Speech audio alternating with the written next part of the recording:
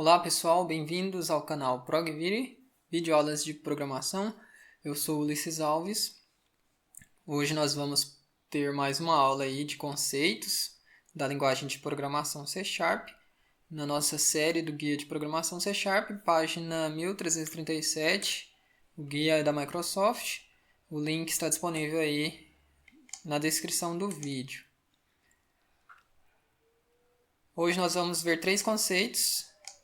Apenas os conceitos, não estamos aprofundando ainda nesses conceitos dessas aulas. É apenas para você saber que eles existem e ter condições aí de ver mais conteúdo de C# sem ficar tão perdido, né? Tem tantos conceitos, então a ideia aí está sendo passar os conceitos primeiro, uma visão geral sobre cada conceito. E com o tempo você vai ter uma visão concreta desses conceitos aí, vai conseguir juntar eles em situações mais complexas. E quando a gente tiver passado esses conceitos, aí sim a gente começa a aprofundar mais na linguagem. Aqui é visão alto nível mesmo, tanto que nem tem tantos exemplos, é mais conceitual, é literalmente conceitual essa seção aqui do guia de programação C# da Microsoft. Então vamos lá. Tipos implícitos, tipos anônimos e tipos de valores nuláveis. Como declarado anteriormente, em uma das aulas anteriores, você pode implicitamente tipar uma variável local, mas não membros de classes, tem que ser variáveis locais, pelo uso da palavra-chave var. Aqui, por exemplo, var nome igual a Ulisses, por exemplo. Nós temos aqui, esse nome está implicitamente é uma string. O compilador dá o tipo para ela de string, porquanto o valor literal que é atribuído a ela é uma string. Então, o compilador já atribui o primeiro valor, o tipo de dado do primeiro valor que for atribuído a essa variável vai ser o tipo da variável. Na verdade, é o valor que for atribuído a ela, né? Não tem como você declarar ela com var sem definir um valor. Dá até erro. Porque ele precisa de um valor inicial sendo setado aí na variável para você saber se ela é um número ou se é uma variável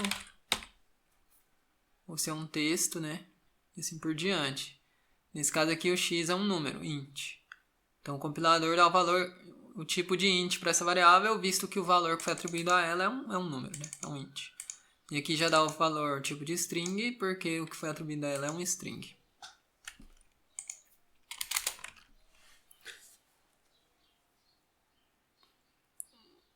A variável ainda recebe um tipo em tempo de compilação, como a gente viu, mas o tipo é fornecido pelo compilador. Depois a gente vai aprofundar mais nessas questões aí de variáveis locais tipadas implicitamente. Aí vem outro conceito, né? Tipos anônimos.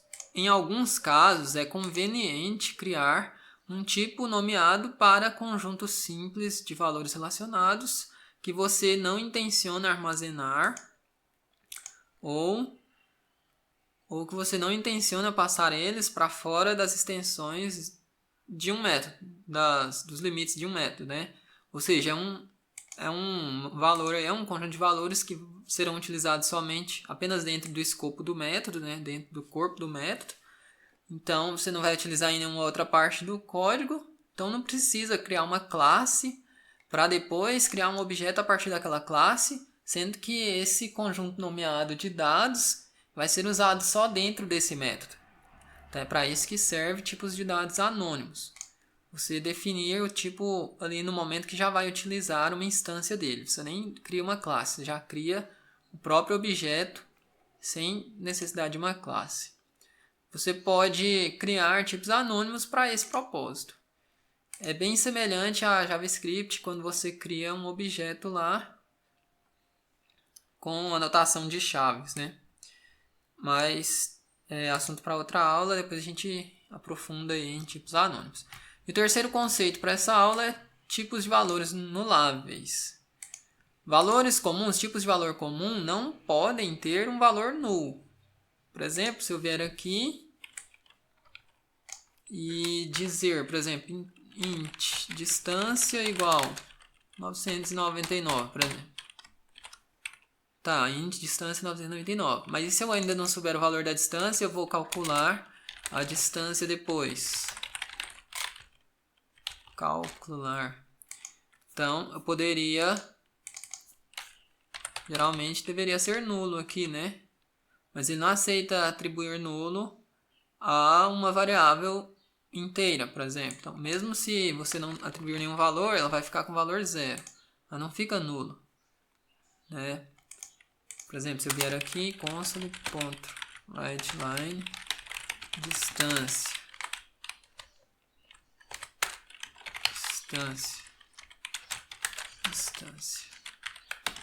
vai ver que vai ficar zero.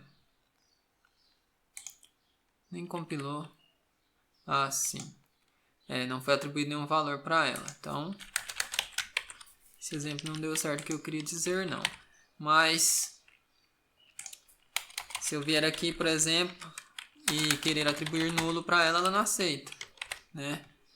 Por quê? Porque int não aceita número, não aceita valores, como ele disse aqui, ó, valores comuns, tipos primitivos não aceitam ser atribuídos nulo.